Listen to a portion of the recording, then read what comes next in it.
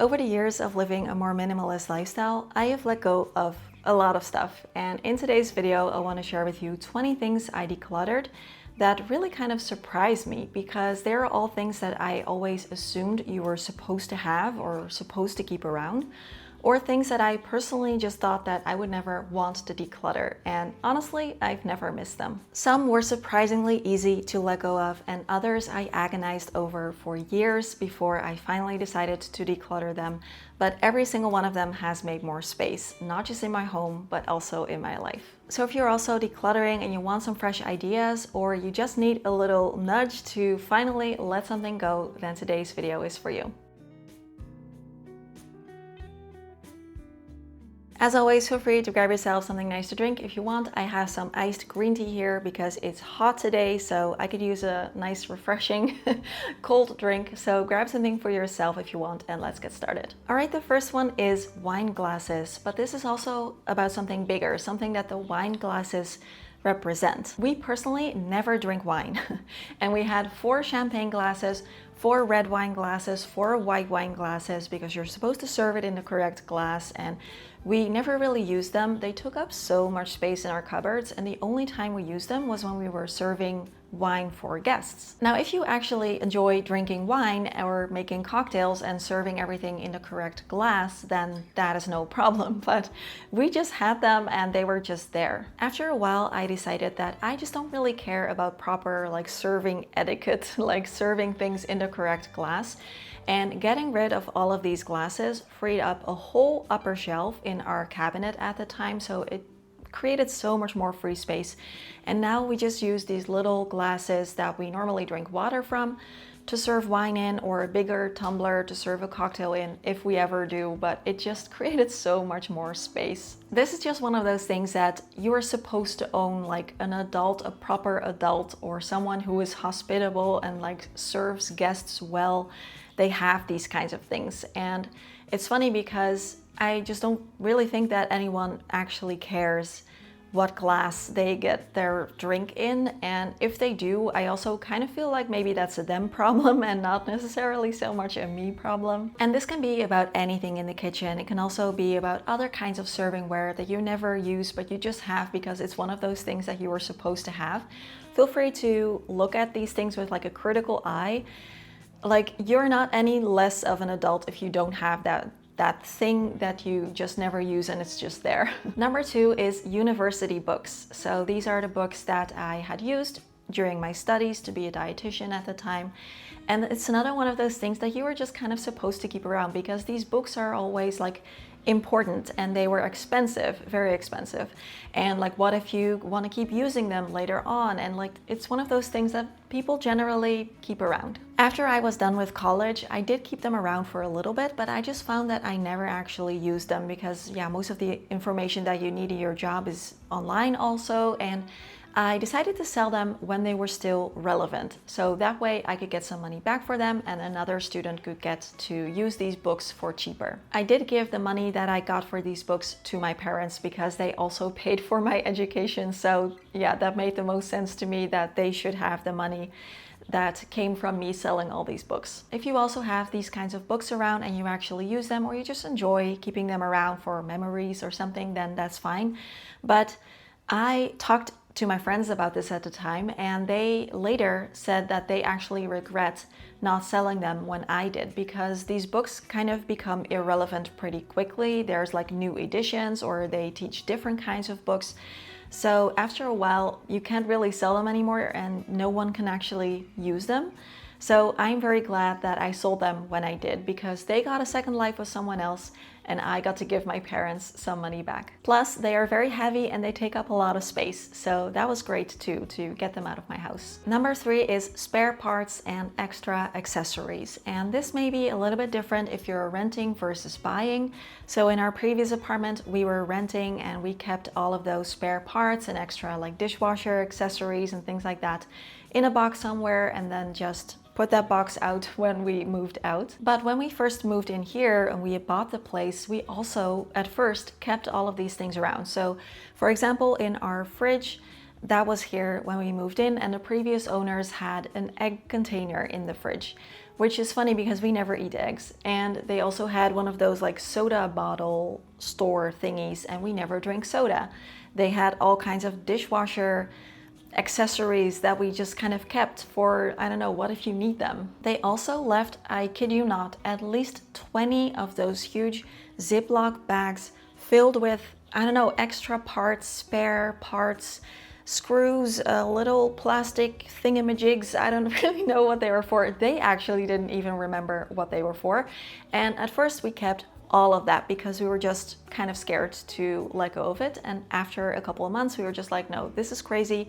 It's taking up a lot of space. Let's just get rid of it because this is our house now. It can feel a little bit scary to let things like this go, extra parts or extra accessories that you're not using. But unless you are renting, you're probably fine letting these things go if you never use them, because I found that I don't think any of them are actually irreplaceable if you do end up needing them. But so far we haven't, and it's freed up a lot of extra space. Number 4 is miniature statues, or like these figurines and small merch items from my favorite animes and video games. I have always been a bit of a geek, and I've always loved things like anime and video games, and I had all these little statues of animes like Cardcaptor Sakura. We didn't have like hundreds of these things or anything, but we did have a small collection. There was some Dragon Ball Z stuff and Pokemon stuff and Street Fighter stuff and Mario stuff. And after a while, both of us kind of like decided together to get rid of almost all of them. No matter how cool those little statues look, after a while I do find that you just kind of get used to them being there and they start just kind of collecting dust. This is personally 100% my opinion. If you love yours, keep them, love them, it's absolutely fine. But we just decided that we would rather have the empty space than have the figurines, because I just realized that I can be a fan of these things without also having like all the merch and things like that. And of course this also goes for other kind of collections. After a while, it's also okay to just be like, you know what, I think I'm gonna sell my collection, or I don't know, do something, donate it. If you feel like it's time, then it does end up freeing up a lot of space. But if you love it, keep it. Another thing that I decluttered that was surprising to me is my piercings. So I only have one piercing left. It's in my belly button. I got that pierced like 21 years ago, if you can believe it. But at one point I had a couple more, and after a while I decided to take all of them out except for this one. And this was surprising. I never regretted getting them in the first place because I did really enjoy having them. But after a while I just felt the desire to take them out. I even remember posting about it on Patreon when I took out my tongue piercing, something like how my mouth is now more minimalist. I think with piercings, it can be similar to things like hairstyle, hair color, or fashion style. Like, it's okay to let yourself evolve. There is this idea that if something once meant a lot to you, that you're supposed to like keep it forever. And I don't think that we have to. We can also just kind of honor the person that we were and like really have happy memories, while at the same time also allowing ourselves to change and listen to who we are now and honor that person. I think that can be its own form of decluttering as well. All right, now for an emotional one, because I still can't really talk about this without feeling a little bit bad. But a few years ago, my boyfriend and I decided, after years and years of agonizing over this, to finally declutter our stuffed animals. And while this was extremely hard for us to do, it's also something that I never came to regret. What eventually helped us to make the decision to declutter them was that we were planning on moving, and we did know that the chances were very high that we were going to be moving into a smaller apartment than the one that we were living in before, and we might not have as much storage space. So we did a very thorough declutter to make sure that we weren't bringing in any like baggage from our old apartment into the new apartment. And that is when we just decided that it doesn't make sense to keep them in that big box just to store them and just keep them out of guilt, basically. So alongside some other things that we just didn't feel would be good to bring with us to our new apartment, the stuffed animals got decluttered.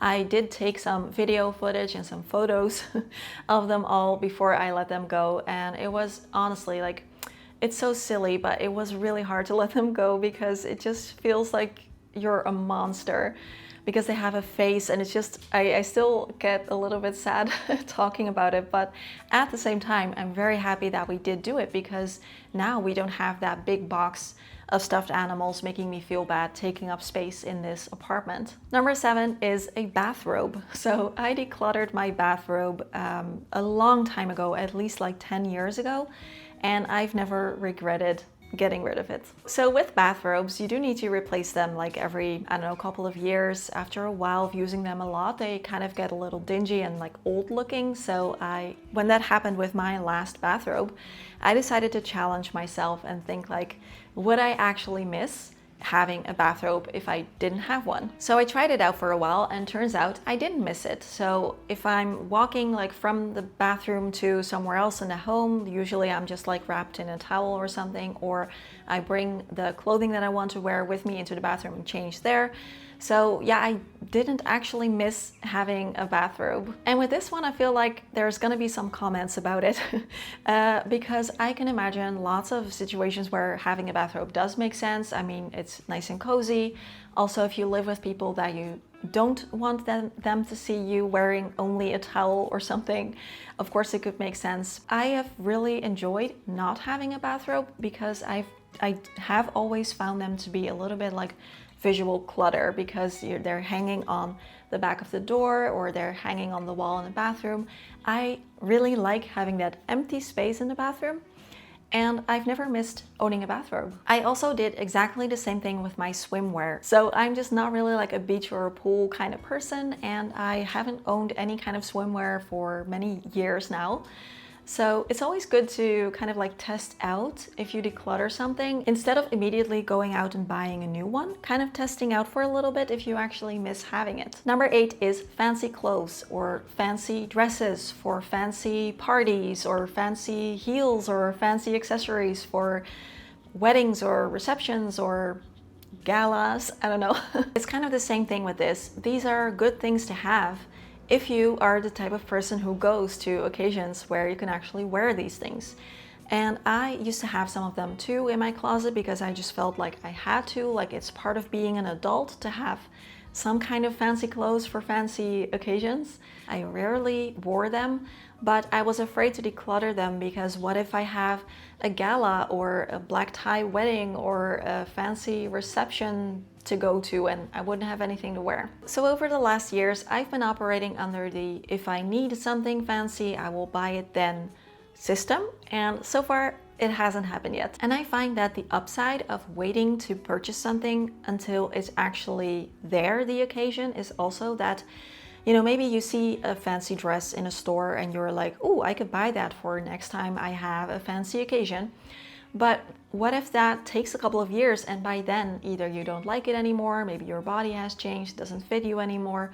So buying things like that for future occasions may be a total waste of money and space. I think it's better, for me anyway, to wait until the situation actually arrives to go shopping for it. Number 9 is uninteresting sentimental items. And I've always been the person to save everything that is slightly sentimental. I used to save concert tickets, I used to save luggage tags, any kind of greeting card that anyone would send me, I would save it. I even once saved one of those banana chips, like those edible banana, like fried banana chips, because when I was younger, we would often visit a family friend and she would always serve banana chips. And after a while, she passed away. I was really sad about it, and I kept one of those banana chips that she served in a little box.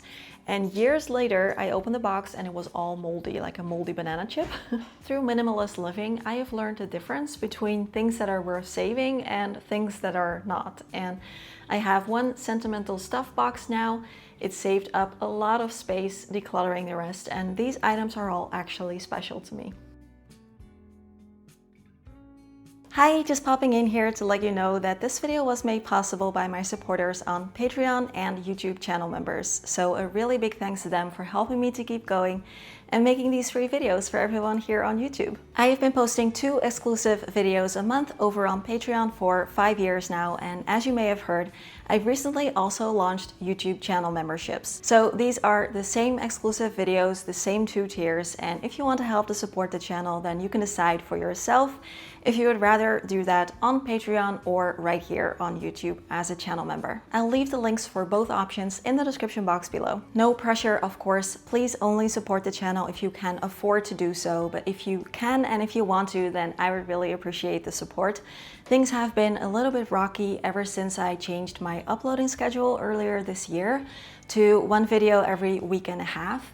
I did that so that I wouldn't have to overwork myself so much to keep up with my uploading schedule, and that has been very helpful. But my channel views have gone down a bit, and it's also been really difficult for me to find sponsors that align with my values and that I feel comfortable promoting to all of you. So my Patreon and YouTube channel members help me to keep going despite these changes. You'll get access to lots and lots of exclusive videos that I've already posted so far, plus 2 new ones every month. And of course, I will also keep uploading these free videos for everyone here on YouTube. So if you cannot afford to become a patron or a channel member, but you're here watching my videos, liking, commenting, subscribing, sharing, all of that stuff really helps too, and I appreciate it so much. Alright, if you have any questions, feel free to leave them in the comments, and let's get back to the video. Number 10 is multiple different kinds of options for making coffee and tea. This might not come as a big surprise to you, but I have always loved beverages and making beverages, coffee, tea, matcha, all those things. I really enjoy it.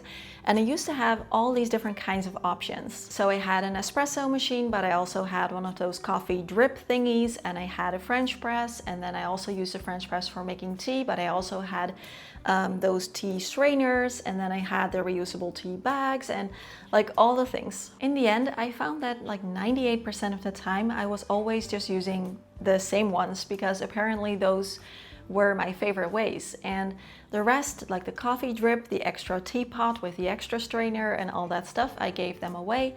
And that really saved a lot of kitchen counter space, because those things used to be all out in the kitchen counter, or you have to store them somewhere in a cupboard or something.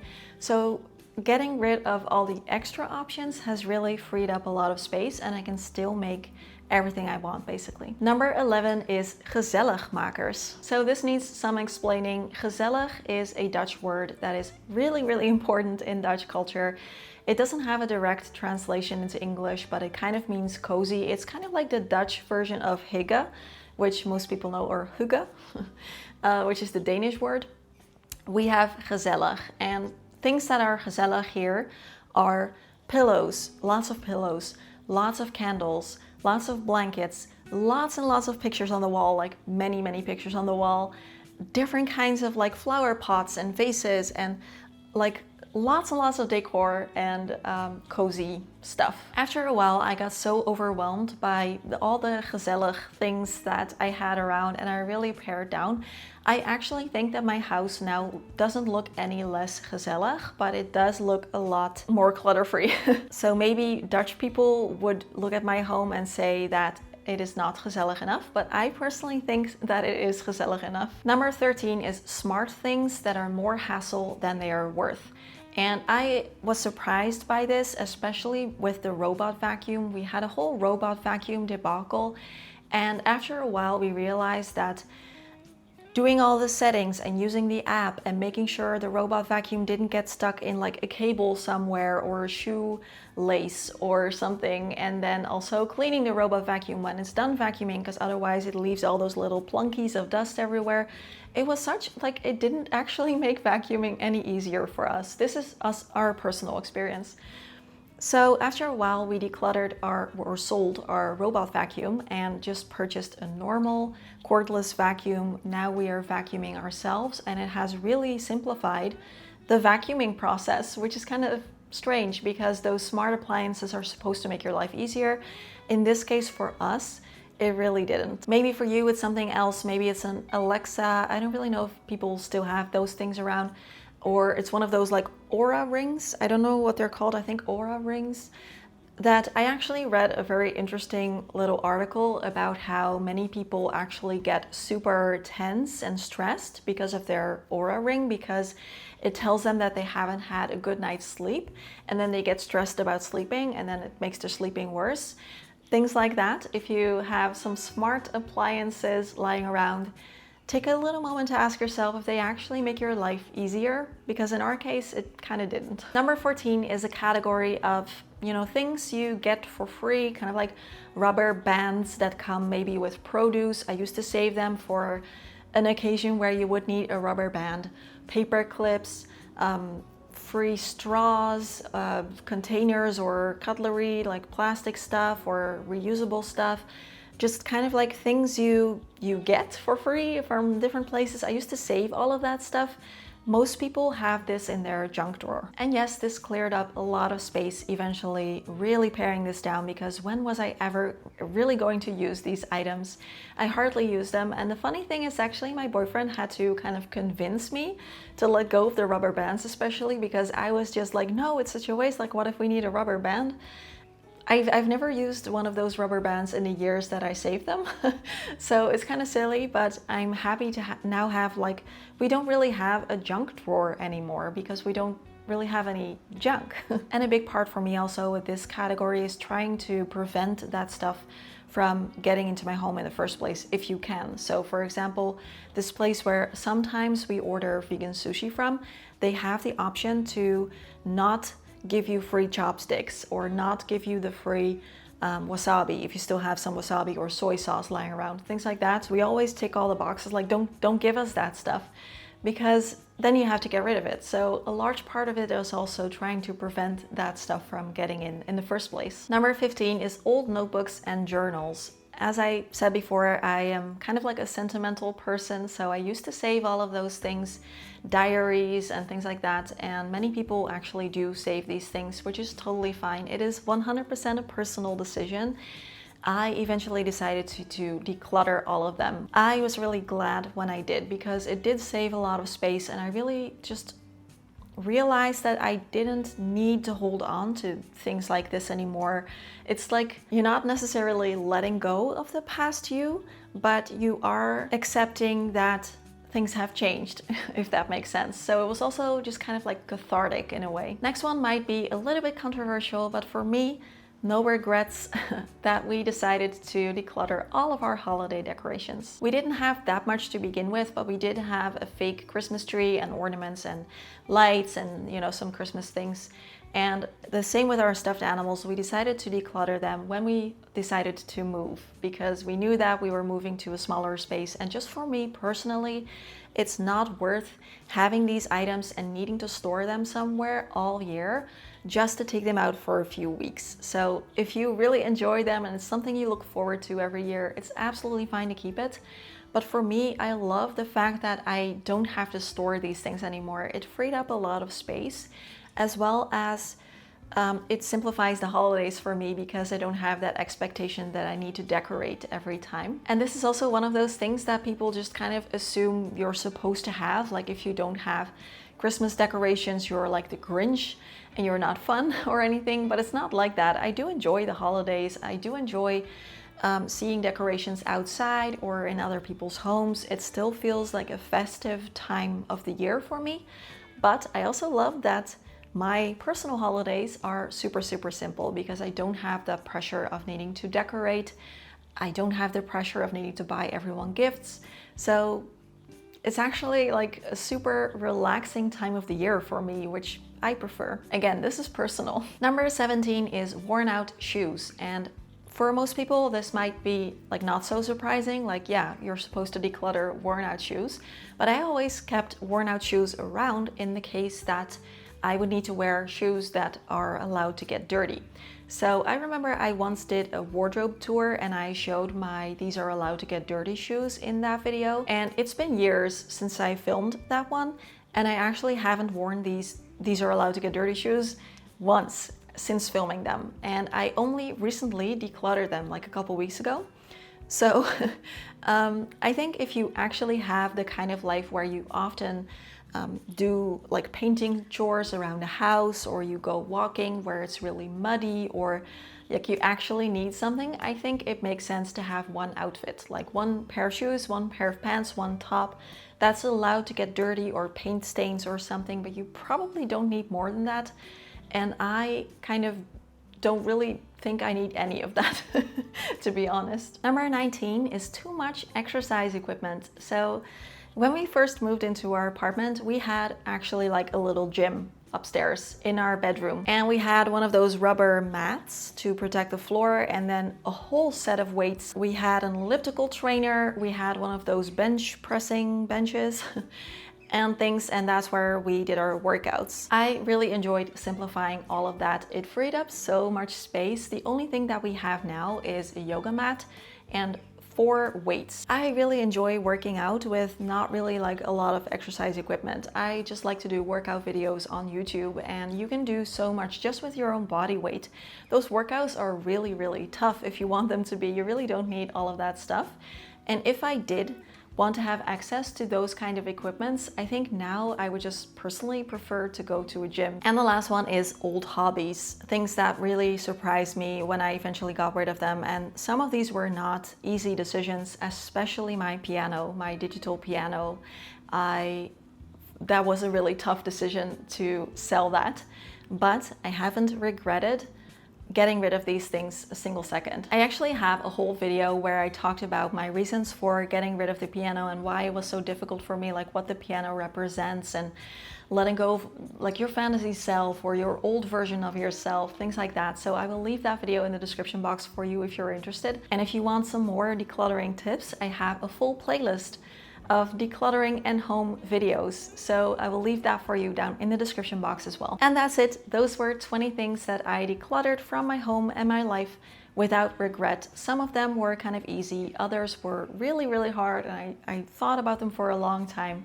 But in the end, all of these made my home feel lighter, more clutter-free, and more me. I think the biggest takeaway from this is that you are allowed to personally change, and that also you're allowed to let go of things that you're supposed to have. Like, your home and your things should represent your actual life, the things you actually do and like and use, instead of some like hypothetical version of possible events that you might have but never actually do, or other people's expectations of what you're supposed to have as an adult or as a good person. Like, you're allowed to make your own decisions in this and let go of things that some people may say is super strange, but for you it just makes sense. Thank you so much for watching and sticking around until the end of the video, and I hope this video gave you some ideas for things to declutter, or even just some encouragement wherever you are on your simplifying journey. As always, questions, comments, conversations down below. Have a wonderful, wonderful day.